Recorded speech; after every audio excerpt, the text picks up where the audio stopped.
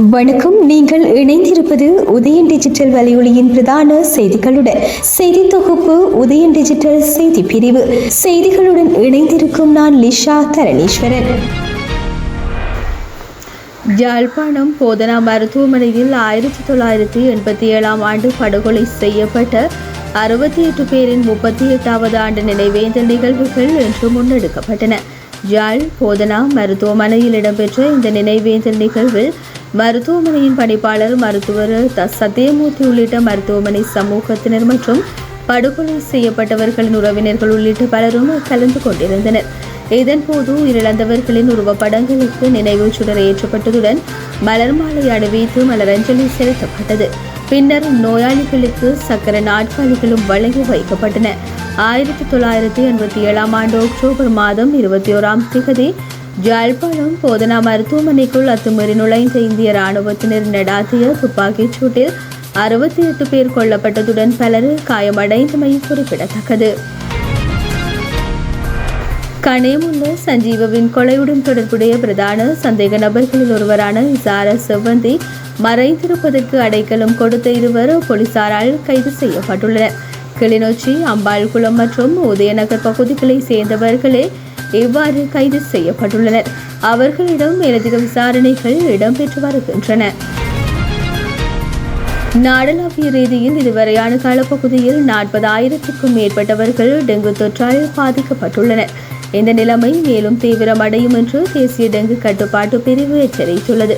இந்த வருடத்தின் இதுவரையான காலப்பகுதியில் 40,461 தொற்றாளர்கள் இனங்காணப்பட்டுள்ளனர்.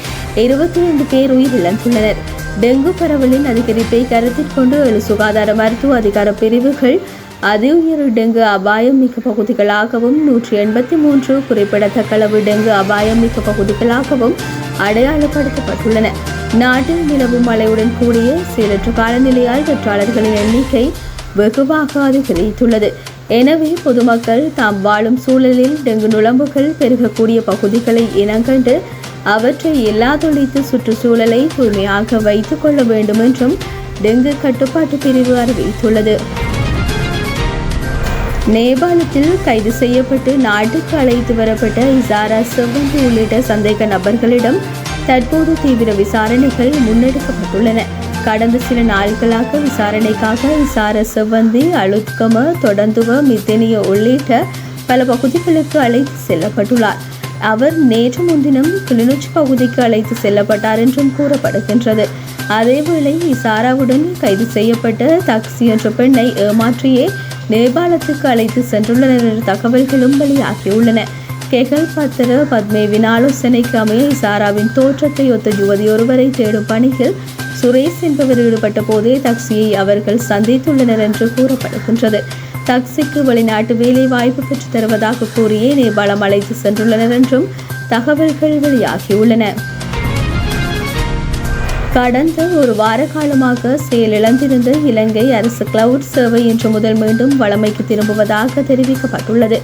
இலங்கை அரசு கிளவுட் சேவையில் ஏற்பட்டிருந்த சிக்கல் நிலை தற்போது முழுமையாக தீர்க்கப்பட்டுள்ளதாக இலங்கை தகவல் தொடர்பாடல் தொழில்நுட்ப சேவை நிறுவனம் தெரிவித்துள்ளது. குறித்த சிக்கல் நிலை காரணமாக முடங்கியிருந்த அனைத்து அரசு இணைய சேவைகளையும் இன்று முதல் பொதுமக்கள் வழக்கம் போல் பயன்படுத்த முடியும் என அதன் பேச்சாளர் தெரிவித்துள்ளார். இலங்கை அரசு கிளவுட் சேவையில் ஏற்பட்ட தொழில்நுட்ப கோளாறு காரணமாக பல அரசு நிறுவனங்களால் இயக்கப்படும் இணைய சேவைகள் கடந்த ஒரு வார காலமாக செயலிழந்தன. சுமார் 34 அரசு நிறுவனங்களின் சேவைகள் இவ்வாறு ஒரு வாரத்திற்கும் மேலாக பாதிக்கப்பட்டிருந்ததாக அந்த நிறுவனம் குறிப்பிட்டுள்ளது. இந்த சேவைகளில் பதிவாளர் நாயக திணைக்களத்தின் பிறப்பு, திருமணம் மற்றும் இறப்பு சான்றிதழ் வழங்கும் அமைப்பு, மாகாண கோண்டார் போக்குவரத்து திணைக்களத்தின் மேல் மாகாணம் தவிர இணைய வழியிலான வருமான வரி அமைப்பு, போலீஸ் திணைக்களத்தின் போலீஸ் அனுமதி சான்றிதழ் அமைப்பு, வணிக திணைக்களத்தின் இணைவு வழியூடான நாட்டின் உற்பத்தி சான்றிதழ் வழங்கும் முறை, ஓய்வூதிய திணைக்களத்தின் ஓய்வூதிய அமைப்பு, வளிமண்டலவியல் திணைக்களம், நிறுவன பதிவாளர் திணைக்களம் மற்றும் இலங்கையின் கணக்கியல் மற்றும் கணக்காய்வு தரநிலைகள் சபை உள்ளிட்ட பல நிறுவனங்களின் இணையதளங்கள் செயலிழந்திருந்தமை குறிப்பிடத்தக்கது. இசைப்பிரியா படுகொலை செய்யப்பட்ட விடயத்தில் முன்னாள் இராணுவ பிரதானி கபில ஹெந்த விதாரணவின் குழுவுக்கு தொடர்புள்ளது என்று முன்னாள் இராணுவ தளபதியான பொன்சேகா தெரிவித்துள்ளார். ஊடகம் ஒன்றுக்கு வழங்கிய நேர்காணலில் பொன்சேகா மேலும் தெரிவிக்கையில், இறுதிப் போரின் போது 2,35,000-க்கும் மேற்பட்ட பொதுமக்கள் சரணடைந்தனர். பல்லாயிரக்கணக்கான விடுதலை புலிகளும் மக்களுடன் மக்களாக சரணடைந்தனர். அவர்களுக்கு தேவையான உடை, உணவு, மருந்து என்பவற்றை வழங்கி புனர்வாழ்வில் இருந்து செல்லும் வரை அனைவரையும் முறைப்படி பாதுகாத்தோம். எனினும் இறுதிப் போரின் போது இடம்பெற்ற சில விரும்பத்தகாத சம்பவங்கள் தொடர்பில் இன்றளவும் பெரும் சர்ச்சைகள் நிலவுகின்றன. அவற்றில் ஒன்று இசைப்பிரியாவின் படுகொலை. இசைப்பிரியா படுகொலை செய்யப்பட்ட விடயத்தில் முன்னாள் இராணுவ பிரதானி கபில ஹெந்த விதாரணவின் குழுவுக்கு தொடர்புள்ளது என்று உறுதியாக கூறுகின்றேன். இந்த விடயம் தொடர்பில் தீர்க்கமான விசாரணைகள் இடம்பெற வேண்டும். அத்துடன் சரணடைந்த சிலரை கொலை செய்த குற்றச்சாட்டு ஜகத் ஜெயசூரிய மீதும் காணப்படுகின்றது. இந்த குற்றச்சாட்டு தொடர்பில் ஜகத் ஜெயசூரியவுக்கு எதிராக தான் இராணுவ விசாரணைகளை கூட முன்னெடுத்தேன்.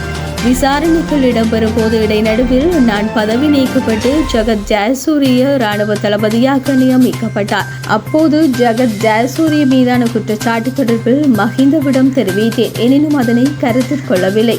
இராணுவத்தினருக்கு எதிரான விசாரணைகள் தொடர்பில் முறையான விசாரணைகள் மேற்கொள்ளப்பட வேண்டும். சர்வதேசத்தில் இருந்தும் குற்றச்சாட்டுகள் முன்வைக்கப்படுவதால் சர்வதேச கண்காணிப்பாளர்களின் கீழ் விசாரணைகளை முன்னெடுக்க முடியும். அப்படி செய்யும் பட்சத்தில் நமது விசாரணைகள் வெளிப்படைத்தன்மையுடன் அமையும். முறையான சாட்சிகள் இருக்குமாக இருந்தால் நியாயமான விசாரணைகள் முன்னெடுக்கப்பட வேண்டும் என்பதில் மாற்று கருத்துக்கு இடமில்லை என்றார். இராணுவ பிரதானியாக இருந்த கபில ஹெந்த விதாரண பின்னர் புலனாய்வு பிரிவின் பணிப்பாளராக செயற்பட்டார். அவர் முன்னாள் ஜனாதிபதி கோட்டாபயவின் ஒழுங்கு அமைக்கப்பட்ட குற்றக்குழுக்களின் மூளையாக செயற்பட்டார் என்றும் குற்றச்சாட்டுகள் உள்ளமை குறிப்பிடத்தக்கது. மேற்கு சப்ரகமுவ, மத்திய, வடமேல், தென் மற்றும் வடமாகாணங்கள் மற்றும் அனுராதபுரம் மாவட்டத்தில் நாளை காலை 8:30 மணி வரை கனமழை பெய்யக்கூடும் என வானிலை ஆய்வு மையம் எச்சரிக்கை விடுத்துள்ளது. இலங்கைக்கு கிழக்கே நிலை கொண்டிருந்து குறைந்த மட்ட வளிமண்டல குழப்பம் மேலும் தீவிரமடைந்து தற்போது ஒரு குறைந்த அழுத்த பகுதியாக உருவாக்கியுள்ளது. இந்த குறைந்த அழுத்த பகுதியானது மேலும் தீவிரமடைந்து இலங்கைக்கு அருகில் மேற்கு வடகிழக்கு திசையை நோக்கி நகர வாய்ப்புள்ளது என வானிலை ஆய்வு மையம் அறிவித்துள்ளது. இதன் தாக்கத்தால் நாட்டின் சில பகுதிகளில் 150 மில்லிமீட்டருக்கும் அதிகமான மிக கனமழை பெய்யக்கூடும் என எதிர்பார்க்கப்படுகின்றது. இதற்கு அமைய நாட்டின் 19 மாவட்டங்களுக்கு அது உயர் அபாயத்தை குறிக்கும் சிவப்பு எச்சரிக்கையும் 6 மாவட்டங்களுக்கு அதிகரிக்கும் அபாயத்தை குறிக்கும் செம்மஞ்சள் எச்சரிக்கையும் விடுக்கப்பட்டுள்ளன. பொதுமக்கள் தற்காலிகமாக ஏற்படக்கூடிய பலத்த காற்று மற்றும் மின்னல் தாக்கங்களினால் ஏற்படக்கூடிய பாதிப்புகளை குறைத்துக் கொள்ள தேவையான முன்னெச்சரிக்கை நடவடிக்கைகளை மேற்கொள்ளுமாறு அறிவுறுத்தப்படுகின்றார்கள். இத்துடன் உதயன் டிஜிட்டல் வலையொலியின் இரவு நேர பிரதான செய்திகள் நிறைவடைகின்றன. தொடர்ந்தும் நாளை காலை நேர பிரதான செய்திகளுடன் இணைந்திருங்கள். வணக்கம்.